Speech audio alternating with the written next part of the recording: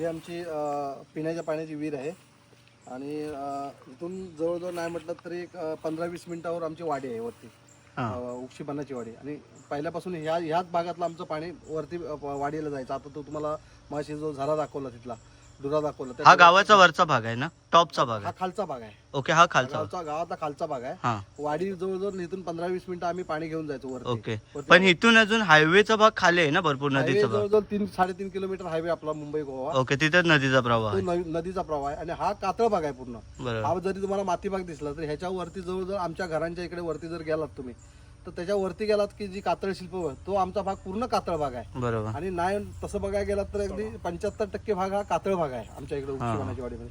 तरी सुद्धा पाण्याचा म्हणजे हे पाणी चांगलं आहे आपल्याकडे. कारण कसं जे कातळाचं पाणी जिरतं ना ते थांबतं आणि मातीचं पाणी निघून जातं.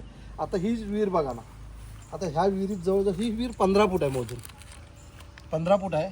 आणि त्या विहिरीमध्ये आतमध्ये आता नेट मारलेलं आहे वरती तुम्हाला, आणि आतमध्ये आता पाणी बघा किती आहे ते.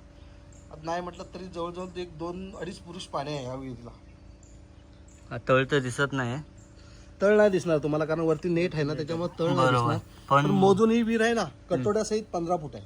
पण पाण्याची क्वालिटी दिसते, पाण्याची क्वालिटी चांगली आहे. आजपर्यंत कुठल्याही गोष्टीचा त्रास या पाण्यामुळे झालेला नाही. आणि आमची जवळजवळ नाही म्हटलं तरी 75 कुटुंब ह्या पाण्यावर आम्ही जगतोय. 12 महिने कमी नाही पाण्यावर. मला वाटतं जरा थोडंसं मे महिन्याच्या थोडंफार कमी होतं.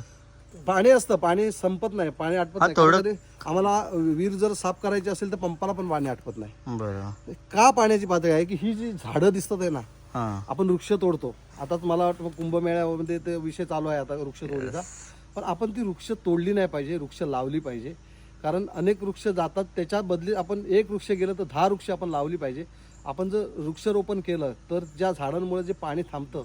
आज बघा ना, आज हा जो आंबा आहे ना, हा आंबा आम्ही 4-4 वाजता आम्ही सकाळी आंबे खायला यायचे. ह्या आंब्याचा आंबावरून पडला ना तर जवळजवळ अक्का राहायचंच नाही, तो फुटायचाच खाली एवढा. त्याला धोदी आंबा म्हणून म्हणतात.